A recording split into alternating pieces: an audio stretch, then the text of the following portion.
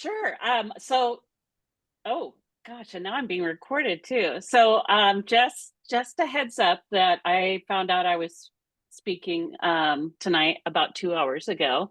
I don't have a ton prepared. I had just a brief email about kind of the ideas behind what we'd be speaking about. And it sounded like this group was interested in the role of some of our non-teachers that work in special education.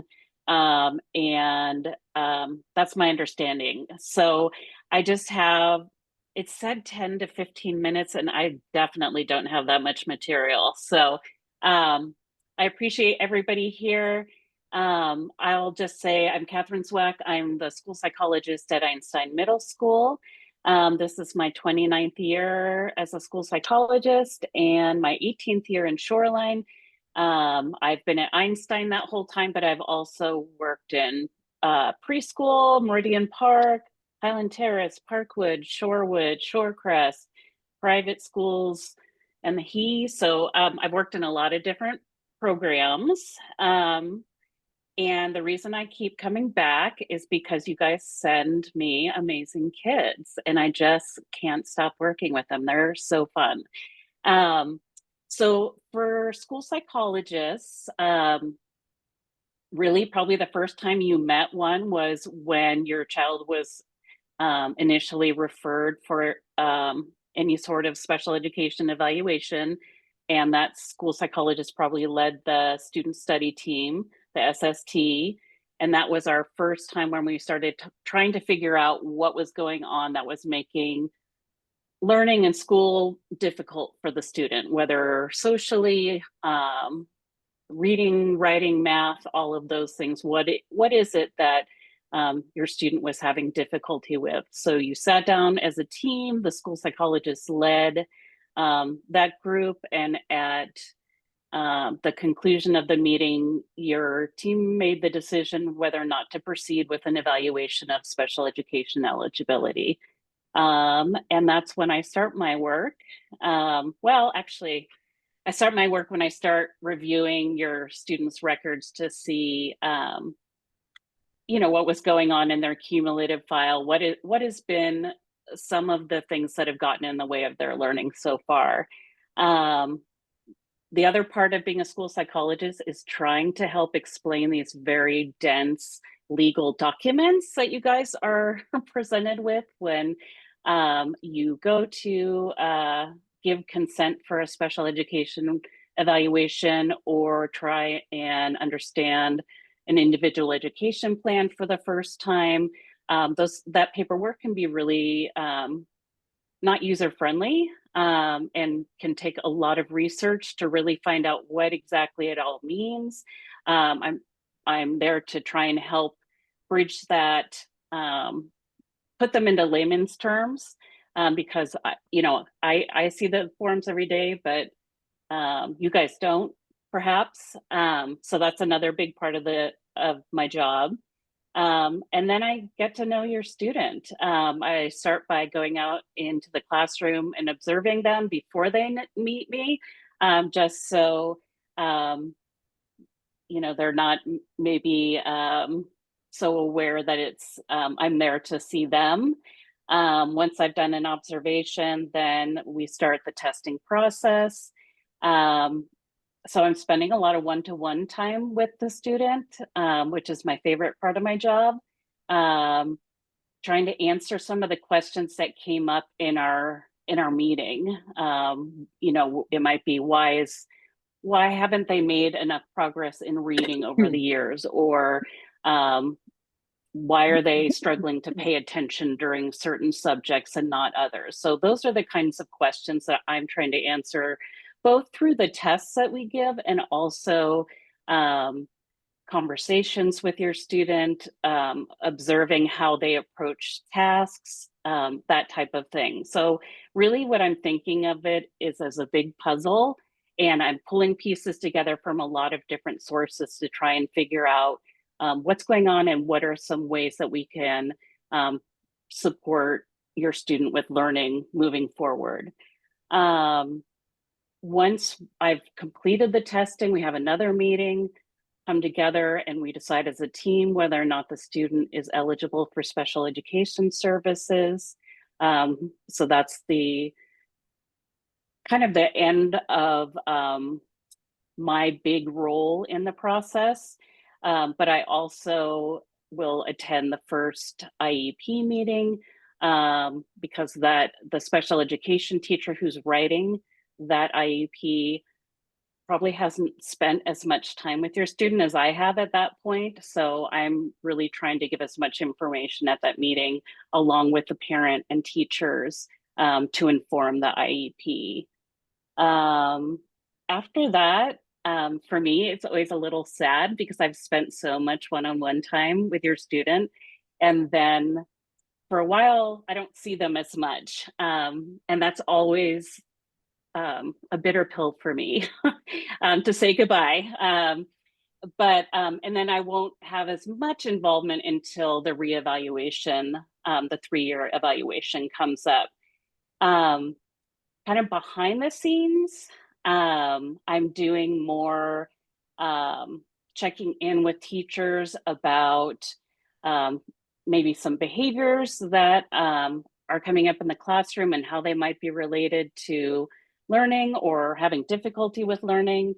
We're talking about some interventions we're trying and whether or not they're working, and some new interventions we can try. I'm consulting a lot with teachers and parents about the services students are receiving. I'm helping school staff understand students' disabilities and how they affect the students' learning, so teachers can be as can work with the knowledge of how best to work with students with who are neurodiverse. And then, also how to adapt curriculum if, especially at middle school and secondary, we're looking at some work that might be really difficult for students. How do we have students access the curriculum at their level and still be in the classroom?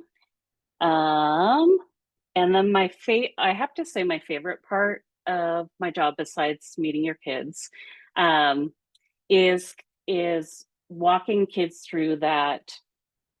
I'm sorry, helping parents with that transition to middle school, because it's so frightening for so many parents and kids, parents especially, I think. That first change going from that, what feels like a really safe elementary school setting where you have the same IEP teacher for 6 years maybe, and then it's this whole new experience, middle school. So I put in a lot of work into trying to meet parents and students and teachers before students come to Einstein, to let them know what Einstein's going to be like. We do tours, we do emails, we have a parent night, just trying to help ease that transition. And I'm really hoping that was the information you guys were looking for. I would like nothing more than to spend more day-to-day time with students, because that's, again, what I really love. But most of my time is really with the testing and the paperwork pieces. Yeah, any questions?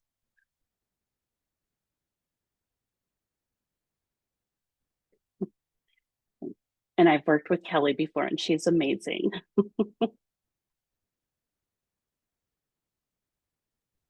All right. Thank you, Catherine. You're amazing. We are Thank you. lucky to have you in Shoreline. And you did a wonderful job explaining the role of a school psych. And I know there's so many more things you do too. Okay, here comes Olivia. Olivia is one of our amazing SLPs. And what should I do? Oh gosh, turn on my camera. Okay, turning on our camera, and Olivia is going to come on up and share. Hey, looks like camera's on and I am unmuted. Can everybody hear me? Thumbs up. Yes, seeing some nods. Awesome. Hello, my name is Olivia. I'm an SLP in Shoreline, a speech language pathologist. I work in a few different schools. My primary school is Shorecrest High School, which includes the district-based transition program right here at Shoreline Center. So that's working with kids 18 to 21. And then my secondary school is Cascade K through 8, which also includes the HEE, the Home Exchange Education Exchange program. And last year, the last couple years in Shoreline, I was at Parkwood Elementary in the blended K2 band. So the scope of an SLP is very, very big, and I have been lucky enough to work with a lot of age ranges in Shoreline, everything but preschool so far. So maybe I can fill my bingo card and get preschool in a few years. But other than that, I've been lucky enough to work with every age.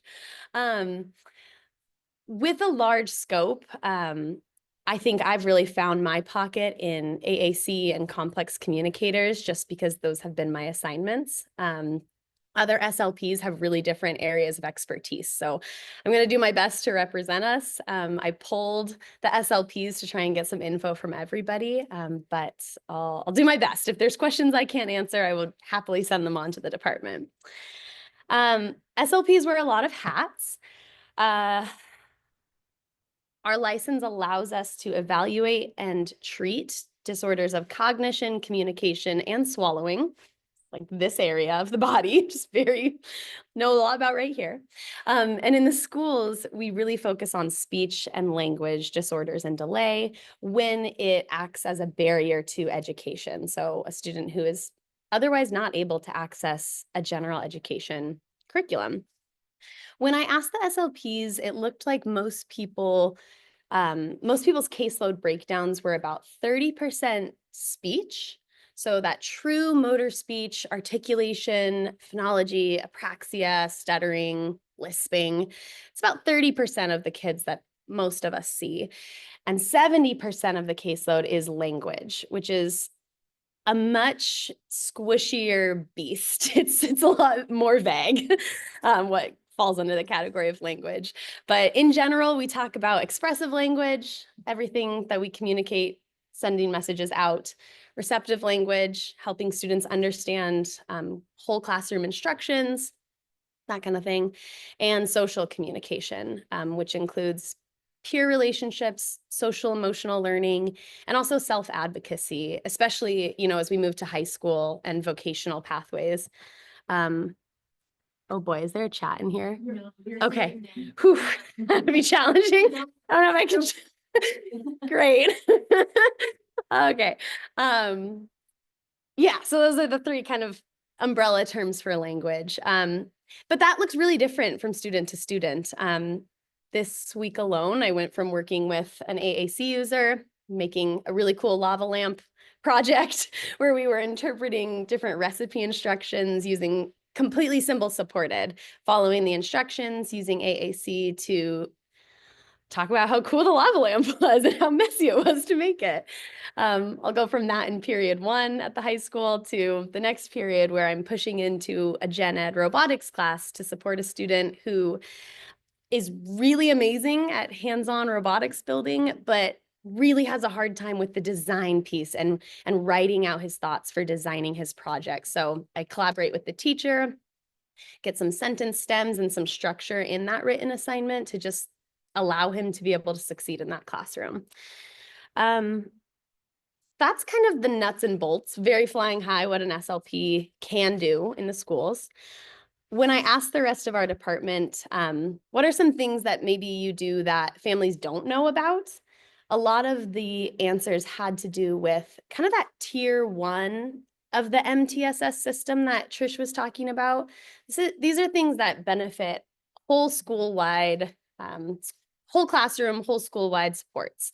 So SLPs shared that they push into a gen ed class and teach a group lesson on core vocabulary. I know is done at Edwin Pratt. At the middle school, I know there's been whole group lessons on celebrating neurodiversity and like a stuttering awareness presentation or something like that.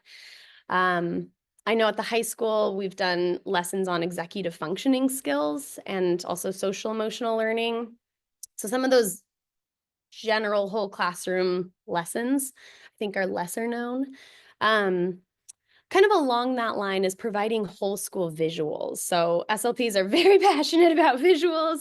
We love symbol supported communication. Last year at Parkwood, the SLPs, there's 2 SLPs there. We worked together to get a large scoreboard on the playground, beautiful weatherproof giant symbol core board for all students to interact with. And it was pretty fun. The kids really liked it. And all the kids like it. Every single student is out there using it, which I think is pretty neat. Yeah, other things SLPs do that maybe are lesser known is working with outside providers. I spend a lot of time talking with outside SLPs, BCBAs, when relevant, doctors, outside anybody.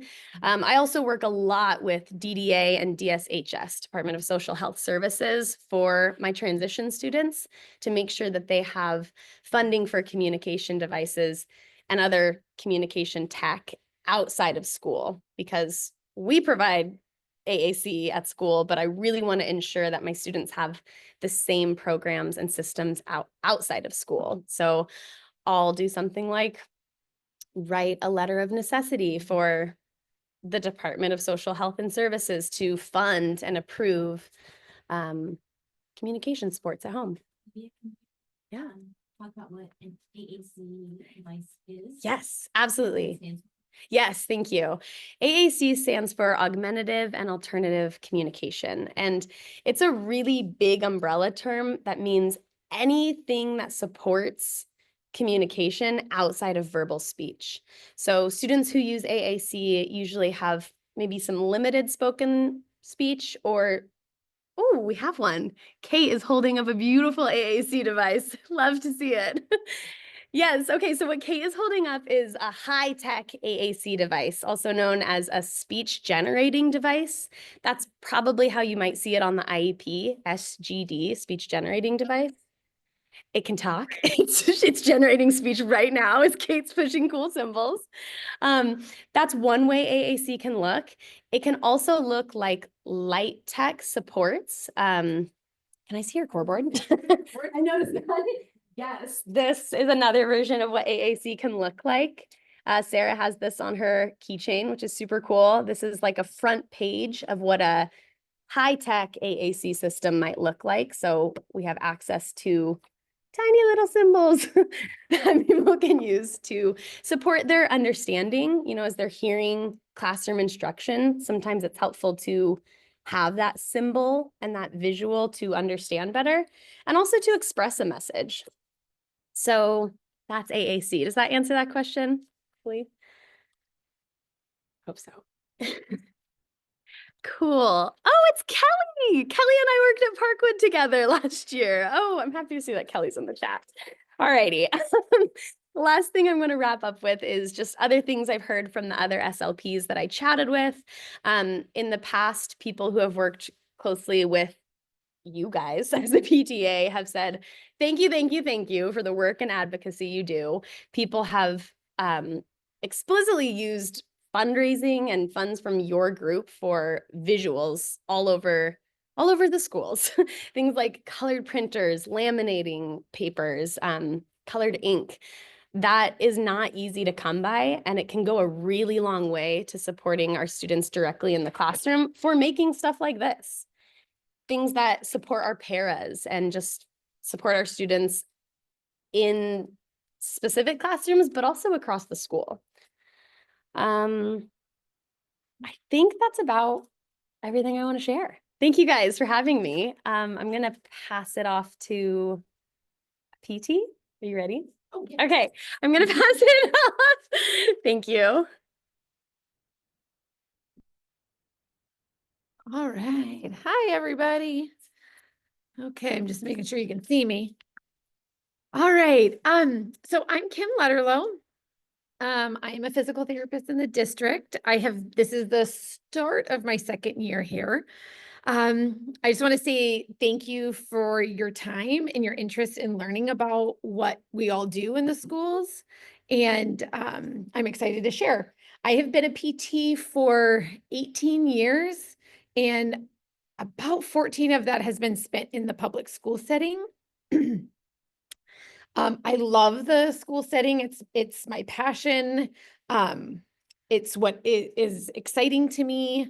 And I love the collaboration. I love the families, the students. It really feeds me. And so I'm thrilled to be here to share my passion with you.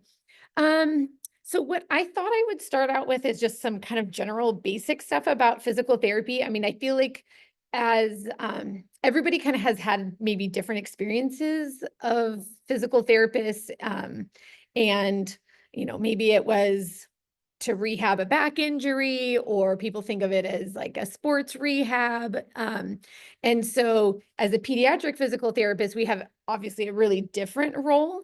And in general, PTs are experts in movement, in motor development, and body function. So like strength and endurance, coordination.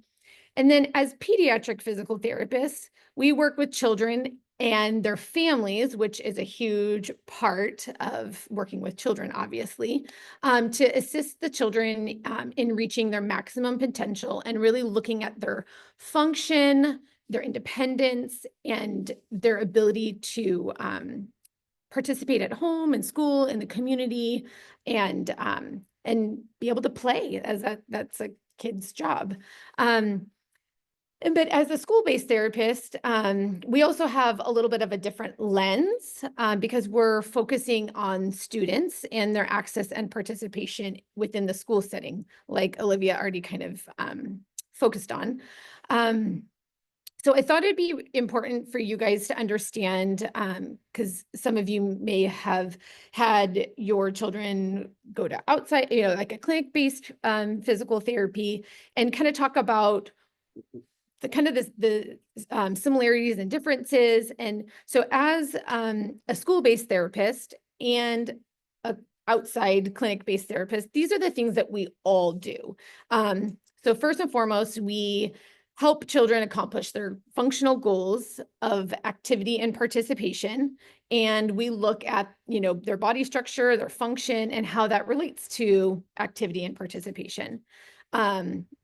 We all very much collaborate. I think that's a huge part of what we do, is we collaborate with other team members, whether that's other physical therapists, medical providers, the caregivers.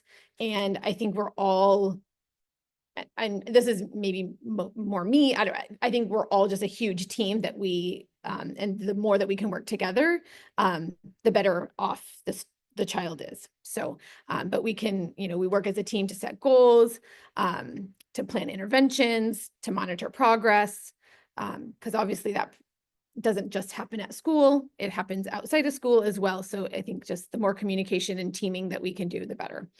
I think the other thing that all pediatric PTs, no matter what the setting, focuses on is educating and empowering the child, the family, the caregivers, so they can continue to advocate for their needs, and just be as successful and healthy and as much of a participant in their life as possible. We all use, similar motor learning principles in terms of how we approach barriers. And so those types of things are similar. We've obviously monitor progress, and that progress drives our decision making. And then also, and the most importantly, we provide services based on the needs of the child. So those are all things that no matter what setting a child would receive pediatric physical therapy, those are going to be similar. So now kind of shifting to what a school-based physical therapist does. I'll kind of go over that, because it does, well, there are a lot of similarities. There are some differences too, because we are all now we're focusing on the school setting. And as a PT in the schools, we work with preschool all the way through age 21 through like the transition program. And so we, we see the whole scope. And I think each age range has such exciting areas of growth and possibility. And so I think we all really enjoy different, and we just enjoy all of it. It's an exciting time in all of those different stages. So our focus, first and foremost, is to assist the student in achieving those educational goals. We want them to be successful at school. I always think of them, they're students first. They're there to learn, and I'm there to make sure that they can access their learning and meet those goals. We promote access to that curriculum as well as participation of other school activities. We also improve access just to the general school environment. So making sure that they're accessing the playground, all areas of the school, able to manage getting from the bus into the school. And then we also help with those post-secondary transition goals, working in that transition age of 18 to 21, making sure that their gross motor limitations aren't impeding their ability to learn skills that they need to have a job. So where do PT services occur in the school? So obviously, I can say in Shoreline, I think we do an amazing job of really making sure that we provide services in the least restrictive environment and where it is the most meaningful for the child. Olivia was talking about pushing into a gen ed PE class. We, as PTs, we are pushing into PE. We are out at recess. We like have our rain jackets on and we are like ready to play no matter what the weather is, outside on the playground. We have like our waterproof shoes on, so we're ready. We know that those are settings that are so critical for students, and so we're out there and we make it a priority. We also work in the lunchroom. We're working on stair climbing. We might be out getting on and off the school bus at the beginning or at the end of the day. So we are like literally everywhere. Don't blink, you'll miss us, because we're like running from one place to the next. We are very rarely, I feel like, in a room. We're just out and about, because most importantly, that's what's meaningful for your child and for the student. We know that students learn best by practicing things in the environment where they are going to use them. So sometimes we might need to see a student kind of one-on-one in a more restrictive environment for intense practice or for privacy reasons or things like that, that we need to have something more secluded for just a short amount of time for a learning perspective. But then it's always our focus to make sure that those skills are generalized and they're being used where that student is actually going to use them. Kind of going back to that transition age or high school, we might be helping at work sites through the transition program, making sure they're accessing some of the community if that's part of their transition program, being able to get on and off city buses or accessing just their job site. And then I've already kind of touched a lot on this in terms of like how their services are delivered. And it's really integrating our services into their daily routines. And I would say also, I think as a PT group, we strive very much to make sure that whatever we're working on is not just worked on when we're with the child or with the student, that it is something that is practiced throughout the day and every day. Because that's how kids learn, is repetition. And the more that they practice the more meaningful and the more progress that they can make. So I think just really that's where that collaboration piece with other staff come in, is making sure that everybody's aware of the things that a student is working on, and developing plans that we can make sure that that student is having that opportunity. Because once a week or whatever, however often a PT might be working with a student, is not going to make the same amount of progress if it's something especially embedded into a routine that's on a daily basis. We also do a lot of collaboration and consultation, depending on the student's needs.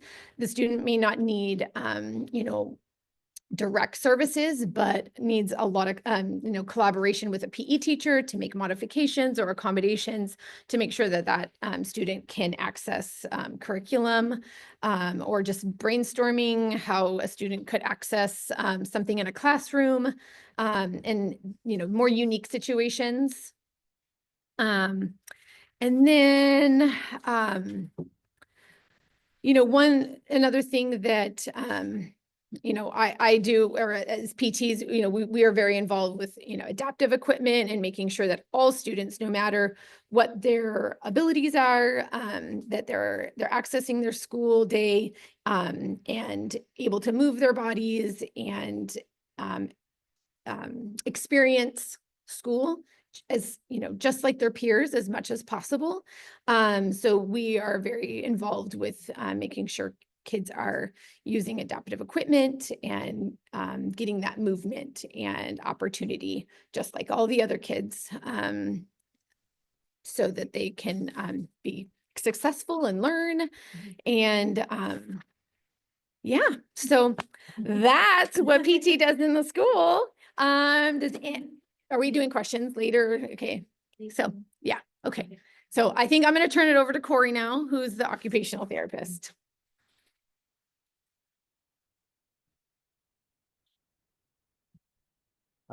Hello, I'm trying to stay away from that bright light there. I am Corey Grandinetti, and I've been an OT for about 16 years, and in the Shoreline School District and in the school since 2022. So I'm newer to the schools. Before this, I served as the director of clinical management at Rehab Without Walls, and before that, I was an OT and neuro rehab, inpatient rehab at Harborview. So I have both like kind of practitioner experience and some management experience. And I think what I've learned is that that has really helped me navigate the school systems, because something I appreciate about just the role of kind of my own past is just the importance of collaboration. So as you can see, I work with Catherine, and I've worked with all three of these wonderful women here who have spoken before me. And I feel like none of us would do the job that we do without each other. And so I think to me, my management background has helped me because that role helped me learn the importance of kind of a growth mindset for not only the patient or the student or the family, but also the coworkers and my own self to constantly be looking for how we can make progress and be our best selves. And I think for my experience at Shoreline, I've had the opportunity to work with countless teachers that I actually was speaking with recently this week, telling the librarian at Shorewood, Amanda Workman, man, I really appreciate how much you trust my crazy ideas, because and now you like one of them. It turns out it was a win-win. And I think that collaboration took some trust.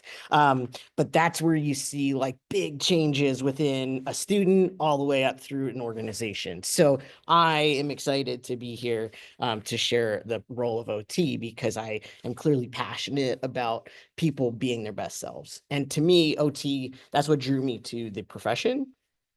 OTs, whether it's in schools or hospitals, something that is awesome to me about OT is we look at function and meaningful activities for the human sitting before me. And so here in the schools, that means what are we going to be looking at to support their function in their educational environment and accessing their education. So an IEP, individualized education plan, really fits with the whole like vision of OT of like, we're looking at the individual and saying, how can we support this kid to meet their goals? And so here in the Shoreline School District, a lot of that is done as they've already talked about on the tiered system, from being a consultant on that tier 1 of like supporting just early intervention and handwriting skills, for whether it's recommending a pencil grip or some support for a curriculum, all the way up to 504s, where we're saying, hey, even though the student doesn't have an IEP, these are some recommendations to work on these skills, or these are accommodations that might be helpful, or adaptations, all the way to a student that might have an IEP, and looking at how, whether it's direct services and one-on-one support for some of those challenges, all the way up to being that team member that collaborates with teachers and paraeducators and PTs and speech therapists to work on those goals. In terms of kind of ultimate goals, I like to say, the best part of being an OT is to work myself out of a job. And so my hope is that whether it's handwriting that we're supporting, we want to work with that student as long as we need to, and then they don't need us anymore. And at that time, that's when we would recommend changing our services or discontinuing those services. And to me, when a student reaches that point, we all want our students to be served with as many services as possible, but it can be so exciting to say they've graduated. So for example, I worked at Briarcrest last year and worked with a student with handwriting goals and fine motor goals, and I said, we decided, hey, you've met your goals. And so she got to make a shoe tying video that we're going to use to teach other students. And we had a big graduation like certificate, and it was like a moment of pride. And I think, her family also knows that if anything comes up later, we can be consulted again, but the goal is for her to not need to be pulled out of classes to work on handwriting if she doesn't need to, because where handwriting really is meant to happen is in the classroom. So whether it's handwriting or assistive technology, our goal is to really support kids in the classroom. I think for me, because they've already talked a little bit about kind of the levels of service and things, I also just kind of wanted to highlight some Shoreline wins that I think, and some areas that I've worked as an OT here in the schools, and some things I'm excited are happening here. We have numerous OTs that are serving the preschool Edwin Pratt programs, these early opportunities of supporting kids, with as many supports as we can to help them boost and start off strong in the schools. And that takes a lot of hard work to do all those evaluations that come our way. That is never me.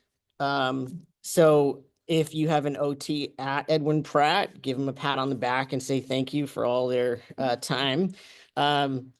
I have enjoyed being in elementary school, but I have spent most of my time here at Einstein and Shorewood, and now I'm also the OT for the transition programs. So I have a strong appreciation for the elementary OTs. So we look a lot here in terms of collaboration on fine motor supports. Whether a lot of times, again, in school, fine motor can be handwriting, cutting, managing materials, typing, computer access, things like that. It can also be OT in the schools. It might support a student who's having trouble accessing the cafeteria, feeding themselves. One kind of consideration in terms of the levels of support is, we actually were awarded a grant at Einstein for a wheelchair accessible cafeteria table at the end of last year, because the goal is that then we wouldn't need special seating figuring out troubleshooting, because we will already have an accessible space. At the same time, we might be looking at what chairs need to be used at that table for students that need more support for eating. We also would support access to the bathroom. An exciting kind of moment for me was being at Shorewood High School, working with a student who wanted to do the community-based transition program. And he was using a mat table for toileting and management. And we said, well, we really think you'd be awesome at the community-based program, but you can't use a mat table very easily in the community. So we need another plan.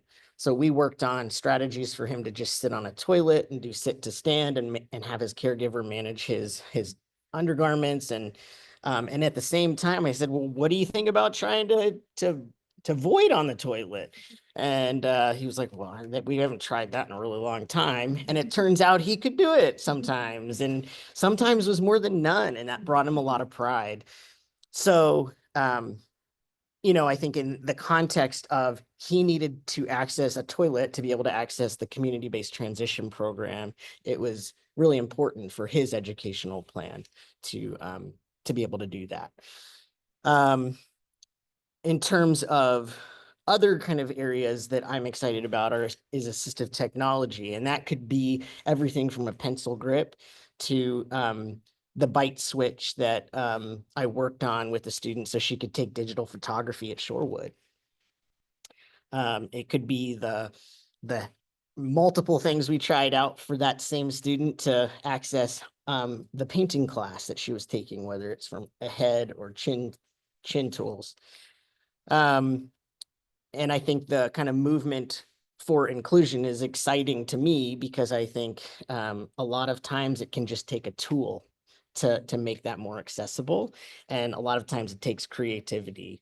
But if you can dream it, we can make it happen, I feel like. So that's kind of what kind of passion is in me.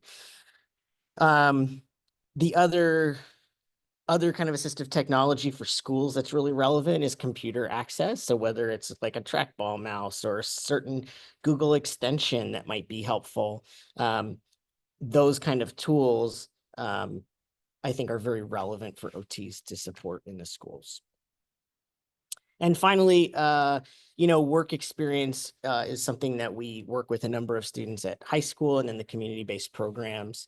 And so my biggest win I alluded to with Amanda Workman, the librarian, but collaborating, I think for me, this newfound collaboration with teachers and now librarians is finding really meaningful work experience within our district that can be really exciting.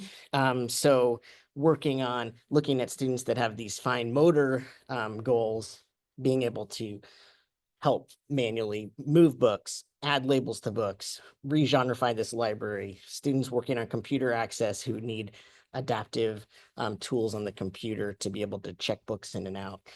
Those kind of things are exciting to me that are happening right now.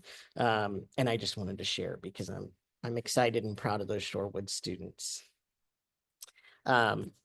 So I guess that's all I've got for now. Yeah.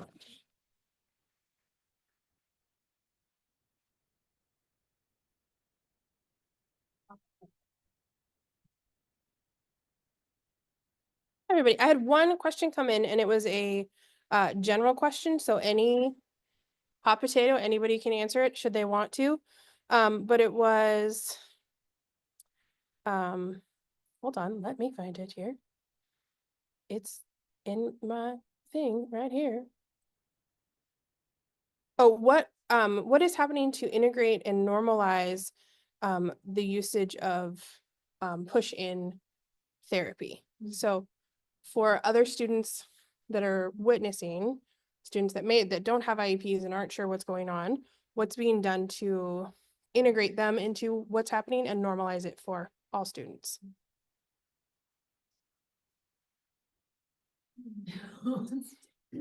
I'll give you a hot second to think about it. Yeah, it can be any one of you. You can arm wrestle for it. Come on up. I think for me, I'll share kind of my own strategy of normalizing. My own strategy is just modeling positive communication.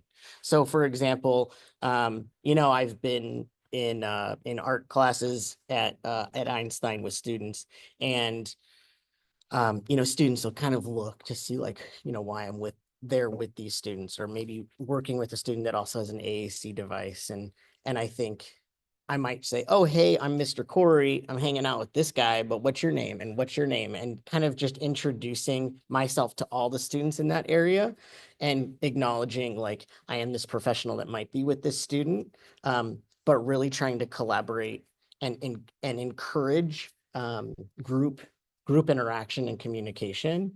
And I think normalizing also how to model that communication, whether it's with an AAC device or some other strategy. I also think then I can go out into the halls and connect with those students. Hey, good to see you, because we met in ceramics. And I'm not just some weird guy that comes in with some of the students.